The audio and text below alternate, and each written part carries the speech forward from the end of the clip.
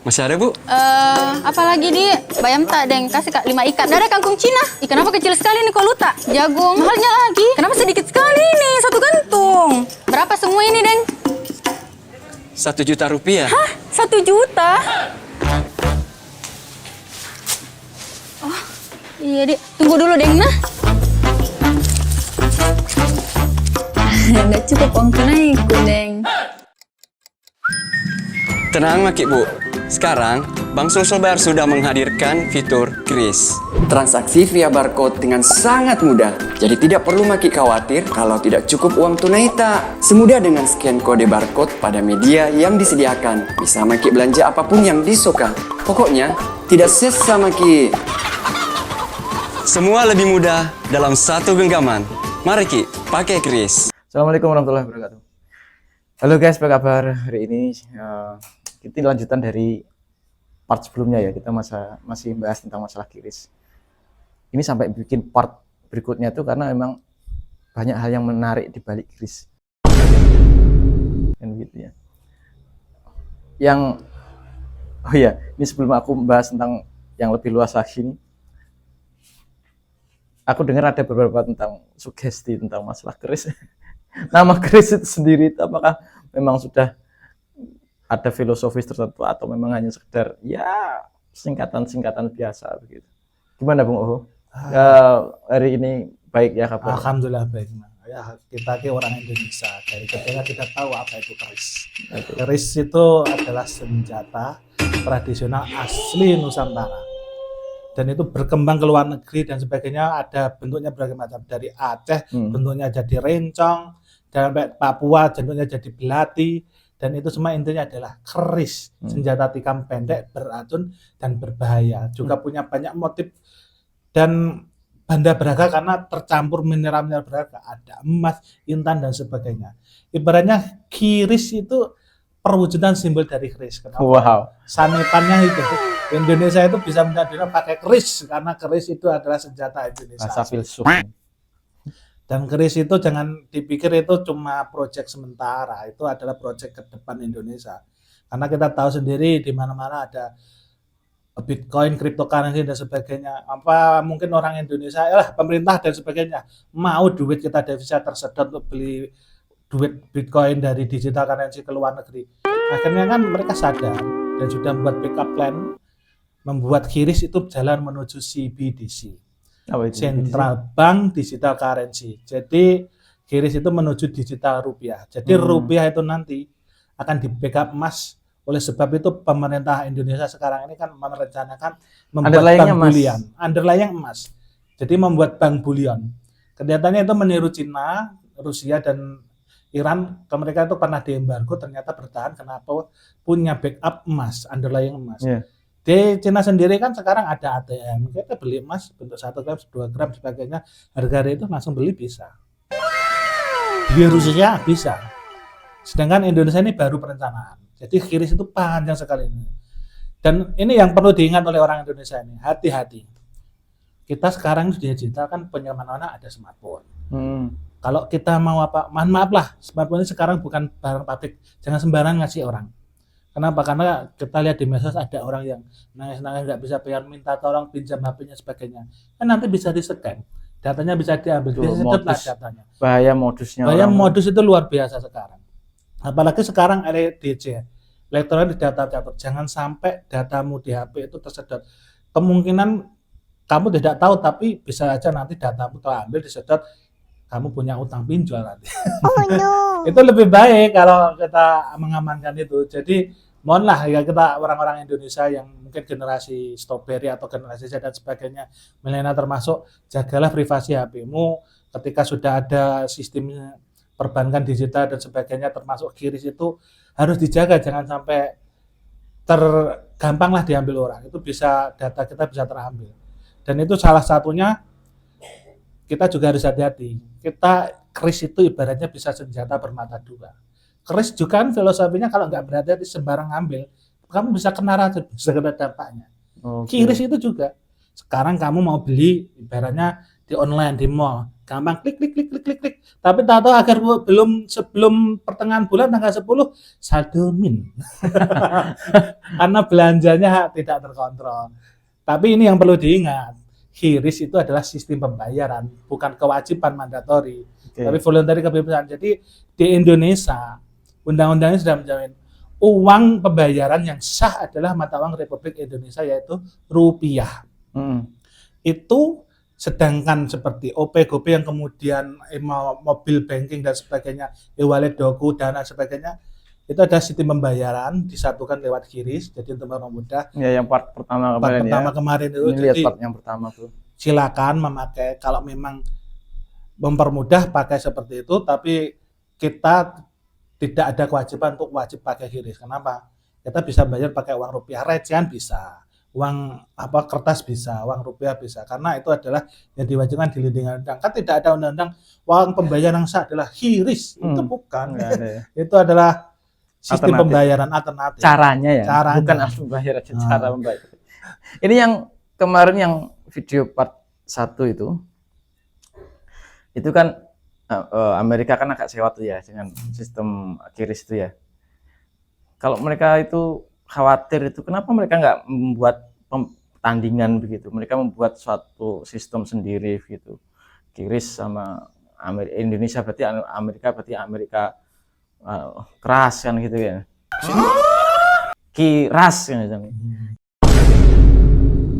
Kenapa nggak seperti tandingannya lah? Kenapa nggak begitu?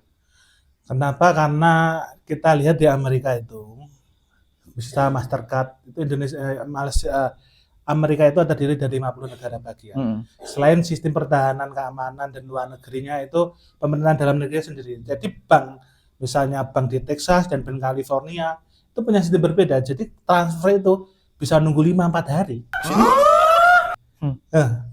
Kan tidak maju. Beda sekarang di Indonesia, tinggal klik pakai. Oh, jadi di sana tuh antar lintas negara bagian aja. Antar negara bagian undang-undang berbeda. Padahal sama-sama dolarnya itu.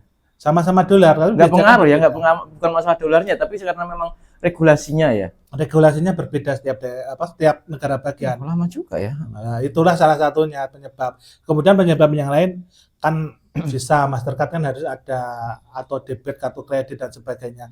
Itu kan yang kemungkinan tidak disukai banyak orang karena itu mewajibkan untuk berhutang. Sedangkan kita kan butuhnya sistem pembayaran. Jadi karakteristiknya berbeda. Kalau memang orang Amerika Visa, Mastercard, di sana itu satu orang itu bisa dompetnya isinya itu tebalnya kartu karena banyak kartu bank beda-beda. Itu Wall Street bisa goyang itu kalau Mastercard berbondong-bondong ditinggalkan itu. Ya kan ancamannya kan begitu ya, ketakutannya kan gitu. Macam-macam sih, nggak cuma Wall Street, macam-macam. Oke, jadi ini sekarang tuh lagi pergolakan bahwasanya hegemoninya Barat itu sudah mulai terimbangi atau bahkan mulai bergeser kan. Mungkin nggak QRIS itu dijegal melalui perundang-undangan? QRIS selama masih aktif ke depannya dijegal melalui perundang-undangan. Kan kita tahu Indonesia hanya tidak bodoh-bodoh amat, nggak mungkin lah seperti itu. Seperti ada plan A, B, C, D. Dan kemungkinan tetap berjalan. Kenapa? Ini tren dunia, bukan hanya Indonesia. Di negara-negara luar sudah ada sistem seperti itu. Cuma kenapa kok Indonesia yang dituduh oleh Amerika dan sebagainya? Ini adalah sistem karakteristik yang sangat sesuai dengan masyarakat Indonesia. Yaitu apa? Gotong royong. Nggak ada kan di luar gotong royong. Gotong royong kan makanya diterima di luar negeri. Kenapa ini tidak membantu? Mereka saling mendukung, saling membantu. Kalau dijegal lewat undang-undang, saya lihat ini ternyata pemangku kebijakan kita pintar. Tidak mungkin mereka menyerah begitu saja. Kalaupun dijegal, kan ada sistem yang lain, kan ada pembayaran lain, kan bisa QRIS nanti ganti aja, tombak gitu. Cuma kan enggak. Indonesia sebenarnya sudah membuka undang-undang perbankan itu maksimal 20% itu boleh dikuasai asing. Lewat itu tidak boleh. Kenapa? Bisa mempengaruhi kebijakan dalam negeri. Dan itu hampir semua negara dunia kan seperti itu. Nah, kalau mau mengubah seperti itu berarti merubah tatanan negara. Ya sama saja intervensi bukan hanya ganggu Indonesia, seluruh dunia. Kenapa? Sistemnya sama hampir semuanya gitu yang dipakai. Enggak, yang aku maksud tuh begini, Bung. Dijegal melalui undang-undang tuh mungkin perundang-undangannya yang ada di dalam negeri saja. Sehingga kris itu nanti bergeser penggunaannya kalau di luar negeri memang rules-nya luar negeri. Mungkin enggak itu akhirnya Indonesia akhirnya dijegal. Ini berbicara masalah potensi ya. Bukan masalah kedepannya nanti begitu-begitu enggak. Secara potensi mungkin enggak akhirnya dijegal melalui perundang-undangan. Kan banyak juga kan suatu hal yang membuat perundang-undangan itu adalah mereka-mereka yang masuk angin. Kalau dijegal itu sudah dari dulu. Wah, adalah. Ternyata Wah. tidak mempan. Akhirnya Donald Trump yang keluar. Dia kan yang berani ngomong. Kalau Amerika itu negara cowboy. Jadi kalau dia menang ya diam. Kalau kalah itu main ngajak pemerintahnya. Seperti itu kan, seperti itu cowboy kan. Cowboy dadar-dadar menang, huri. Tapi kalau kalah panggil sheriff, ini main ini. Jadi kan negara preman seperti itu. Lah kalau nggak diganggu, kenapa kok sampai Trump nyenggol? Dan itu yang disenggol, maaf ya, bukan hanya Indonesia saja, semua negara kena tarif gitu semuanya. Yang kita lihat sendiri, Indonesia dikenai tarif bagiannya. Dan ini perlawanan paling keras kan dari Cina melawan Amerika kan.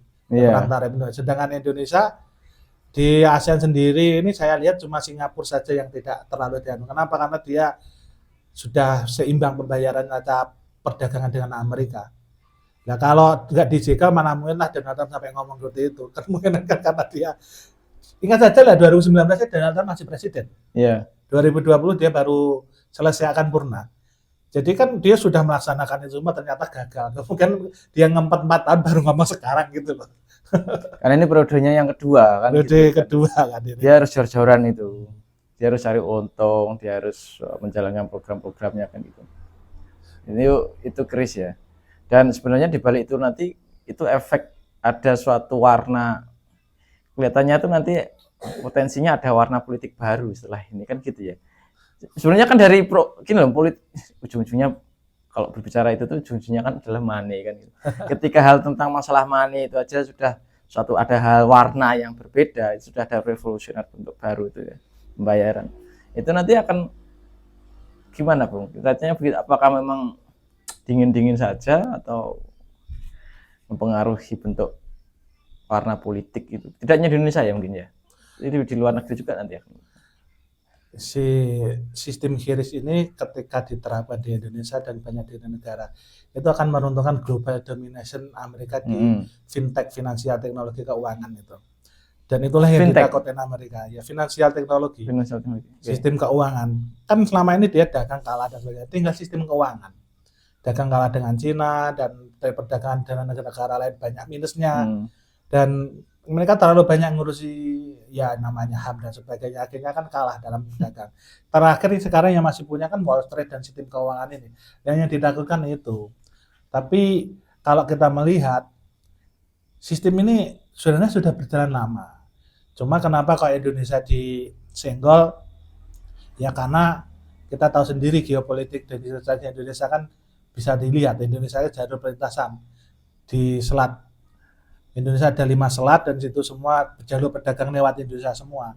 Ketika Indonesia menekan seperti itu dan kekuatan dominasi, kekuatan digital Indonesia sudah terkontrol oleh bangsa Indonesia sendiri, itu yang dilakukan karena apa? Tidak akan bisa diintervensi. Kalau kita tidak kuat secara digital, jangan sampai kita 98, 97 itu krisis itu uang lari ke luar negeri. Dengan penguatan seperti ini, uang tidak bisa lari ke luar negeri. Kenapa? Datanya tercatat. Jadi uang haram, uang transaksi ilegal tidak bisa dikontrol pada waktu itu. Sekarang ada sistem seperti ini, itu bisa terkontrol. Lebih terkontrol lah. Lebih terkontrol dan lebih terjamin. Kenapa? Ada penjaminnya pemerintah. Karena historinya pasti nggak mungkin dimanipulasi kan itu kan. Kalau sistem peer-to-peer kan kelihatan. Dan itu kalau sampai memanipulasi kan bisa memalukan nama Indonesia. Ya pasti kita tahulah filosofi kris itu. Keris itu senjata tikam yang dikeluarkan pada waktu tertentu. Jadi tidak mungkin setiap hari dipakai karena berbahaya. Ibaratnya itulah kita pakai keris sesuai kebutuhan kita aja. Jangan sering-sering lah. Nanti kalau saldonya habis bingung nanti. Karena keris itu tidak ada sistem utang.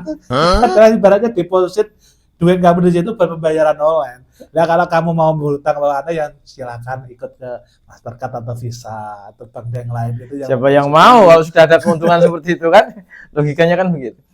Tapi ya kita lihat saja lah perkembangannya. Semoga itu bisa menjadi apa ya, kembali lagi bisa mengupgrade atau mengkatrol atau apa mendongkrak ke depan lah warna dari perekonomian kita begitu. Indonesia QRIS ini saya yakin akan tetap berkembang. Kenapa? Generasi kita sekarang ini kan generasi melek teknologi Digital dari ya. digital. Jadi ekosistem Indonesia ini kan digital kan sudah sangat sampai ke desa-desa, sampai ke kota-kota, warung kecil aja bisa nganu. Ibaratnya gini lah, kita itu sekarang masuk era digital, jika tidak terlibat kita terlindas. Tapi kita sesuaikan dengan kemampuan kita. Gak mungkin lah kita setiap hari seperti main QRIS terus gitu. Kecuali kalau kita di kota besar memang perputaran uangnya kan cepat. Kalau di daerah-daerah seperti kota kecil sebagainya tetap uang beredar kan tetap berbeda. Ada yang QRIS, ada yang tunai dan sebagainya. Bahkan ada yang masih barter daerah tertentu. Jadi barter hasil bumi dengan sebagainya gitu. Jadi yang disampaikan Bung Oho tadi ada beberapa kalimat yang itu sangat fundamental banget. Jadi kalau kita tuh sebenarnya kalau nggak mengikuti zaman, maka kita tidak akan terasa bahwa kita tuh terlindas zaman. Sehingga orang-orang tuh sudah pada melek digital, sudah mengikuti dunia yang saat ini kan gitu. Tapi ada orang-orang yang cara berpikirnya itu masih konservatif. Ini yang sekali lagi ini hanya sebagai nasihat ya, jangan sampai kita tuh kalau ketinggalan nggak banget gitulah maksudnya kan gitu. Karena begitu cepat sekarang itu ya. Iya. Karena dunia digital itu perubahannya, kalau dulu perubahan itu mungkin akan terasa 10 tahun, 15 tahun, tapi ini enggak, ini mungkin kurang dari 5 tahun aja. Nggak terasa, ternyata ada perubahan-perubahan kita nggak terasa begitu. Itu bro tadi yang disampaikan. Gimana Bung itu Bung tadi Bung? Ya, Lanjut, ya pesan saya saja lah. Kita pakai QRIS, ingatlah filosofi QRIS. Kenapa? QRIS setiap 1 tahun sekali perlu dijamas. Jadi ketika kau pakai QRIS, kamu jamaslah setahun itu pengeluaran kamu bisa memanage pengeluaranmu, jangan sampai kamu tekor. Gunakanlah itu untuk keuntunganmu, untuk kepentinganmu sesuai kebutuhan kamu dan lingkunganmu. Jangan sampai itu jadi senjata bermata dua, bisa kena kamu dan juga lingkunganmu. Jadi jamaslah QRISmu setahun sekali. Kalau di Jawa kan bulan Suro dijamas QRISnya. QRISmu kamu jamas ketika kamu ya sesuai kamu atur waktumu lah. Jangan sampai jamasnya lupa ya QRISnya gitu ya.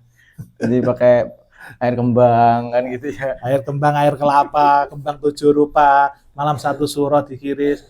Kenapa? Jangan sampai arseniknya kena. Itu kan tetap beracun kalau kita hati-hati. Artinya kan seperti itu. Perkarat itu yang bahaya. Ya bahaya itu kalau terlalu banyak itu. Arsenik. Arseniknya jangan sampai kita kena.